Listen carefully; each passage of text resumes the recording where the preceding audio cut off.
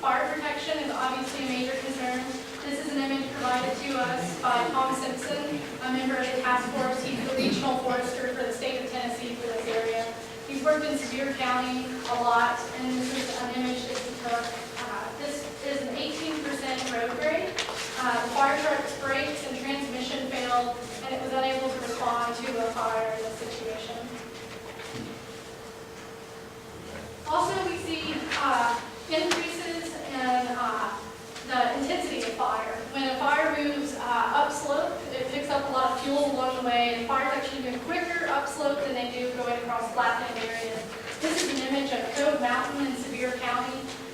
Last year, 6 homes were lost in a fire on Cove Mountain. It was due mainly to lack of water and then the updraft effect of the fire. So these areas are also prone to wildfires. Also, landslides are a major concern for the task force. This image is from Pleasant Ridge Road. This is behind a church school. This slope has failed probably 5 times in about 5 to 7 years. The church has had numerous difficulties trying to repair it and stabilize it. This area was once forested, and it was also identified as a high hazard soil on a map provided to us by the Natural Resources Conservation Service. Trees can provide many benefits. Our forested hillsides are sort of good protectors, I guess you could say, of air quality. This image is, these images are fairly well known. This is showing a clear day and a hazy day in the Great Smoky Mountains. Obviously, fossil fuels and cars can contribute to these air pollution factors, and the trees are like filters for smog and these other pollutants. Trees also help reduce our carbon footprint. Knoxville was recently ranked as a top 10 metropolitan area with the largest per capita carbon footprint. Interestingly, 1 tree absorbs about 13 pounds of carbon per year. So our forested hillsides are providing us with some reduction in our carbon footprint. Also reducing runoff. 1 mature tree absorbs 11,000 gallons of water per year. Essentially, when the drops of rain hit the leaflets, it scatters and it reduces the speed of the rainfall. We see less erosion in forested areas or areas with some canopy coverage.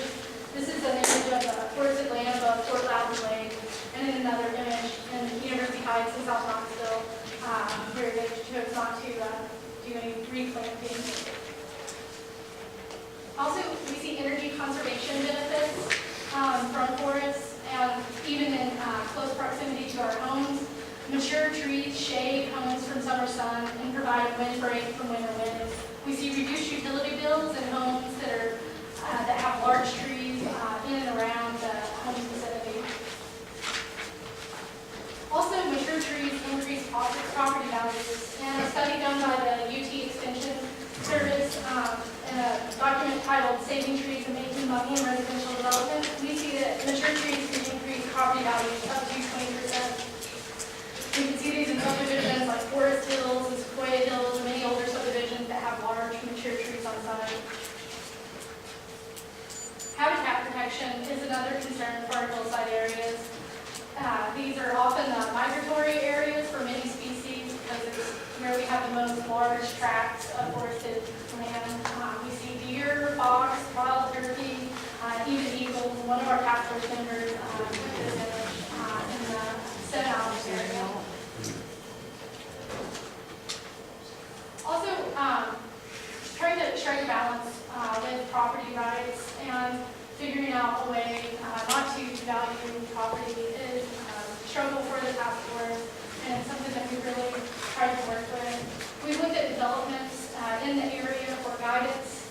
This is one off of Westland Drive, where they have concentrated the bulk of their density at the base or flatter lowland portion of the site, and then they preserved the hillside and the rear portion of the property.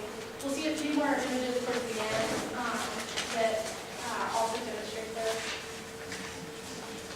The task force has some preliminary policy proposals for these hillside and ridgetop areas, and that's sort of why we're out trying to gather some input to see if these are appropriate. Also, we've reached some consensus points with the task force members, as well as Knox County Engineering and City of Knoxville Engineering. These are related mainly to subdivision standards. The first one we see here is reduced pavement widths for roads to 20 feet. The current standard in the city and the county is 26 feet. So this reduced density allows individuals developing in hillside lands to disturb less, rather than disturbing a giant swath 26 feet wide or greater. This can be reduced down to 20 feet. Also allowing reduced building setbacks. In most suburban areas, we may see building setbacks. This is essentially from your front door to the sidewalk or to the road, of 25 to 35 feet in most cases. If you're building in the hillside area, we're looking at reduced building setbacks to maybe 10 or 15 feet to try to bring the houses closer to the road, and it helps reduce that large swath of clearing that we see. Also enabling conservation subdivisions. I'll show a slide towards the end that speaks a little bit about what conservation subdivisions are, but generally it's developing a subdivision while still protecting the environmental, natural, historic resources on the side. Also promoting fire safety programs. Since fire is a big issue in these areas, we've looked at a standard called the FireWise program. It's a national and state of Tennessee adopted program. It's something that homeowners and neighborhood organizations can implement. It looks at measures like reducing debris around your home from fallen trees and brush, so that you don't see these sort of fuel areas where fires should run awry.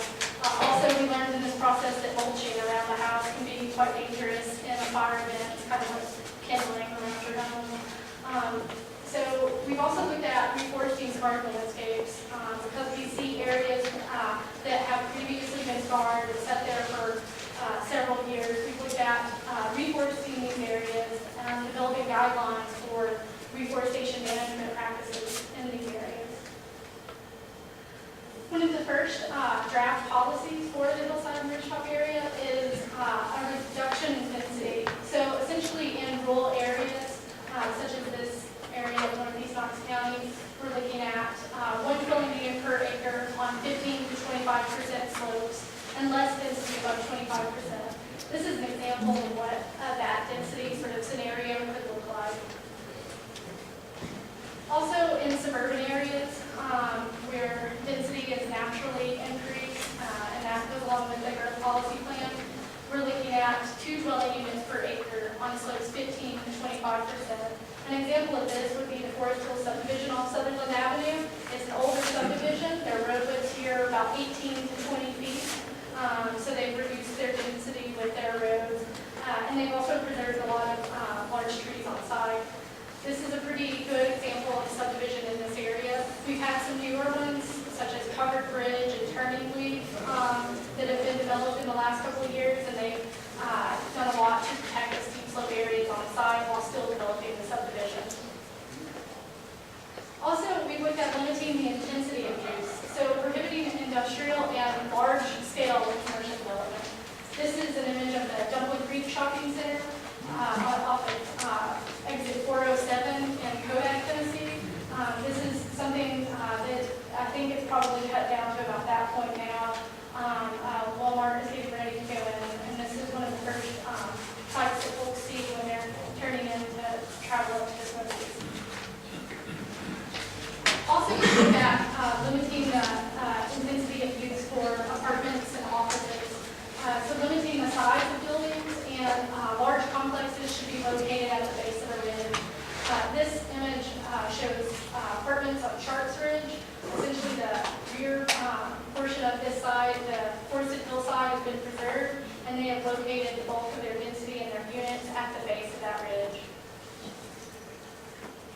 Also, limiting height in the hillside ridgetop areas to 35 feet is something that the task force felt pretty good about. This is an image of the Ridgetop Resort in western North Carolina near Banner Elk. This building is 12 to 14 stories in height. It's probably 120 to 160